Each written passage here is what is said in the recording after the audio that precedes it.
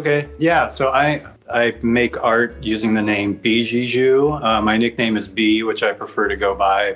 I guess I consider myself to be a visual artist. I'm primarily a painter, and I live in Portland, Oregon, in the U.S.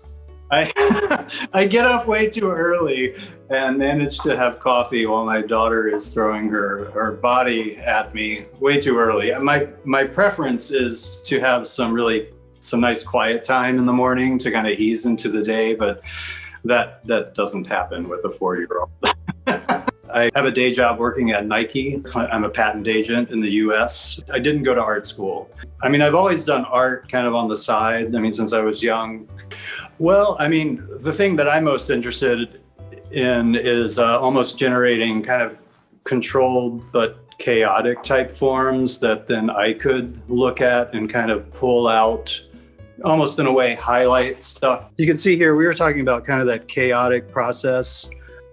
I've been doing a lot of that instead of using computers, actually just kind of moving paint around and then kind of pulling out forms from that. Like this one, the starting point for this one was kind of along these lines, just all these chaotic textures through like moving paint around, and then building up like oil layers, start to build up oil layers on top of that. There's some mindset that it's almost like if you can, for me anyway, if I can just not give a fuck and just draw and not think about it, there's a mindset to that versus if you set out, you start with a huge canvas and you're like, I'm going to make this beautiful painting. Everything's going to be very well controlled. It never turns out as you planned or as good as just like, fuck it, I'm just going to throw paint down and see where it goes, or like make these marks on papers and not think about it.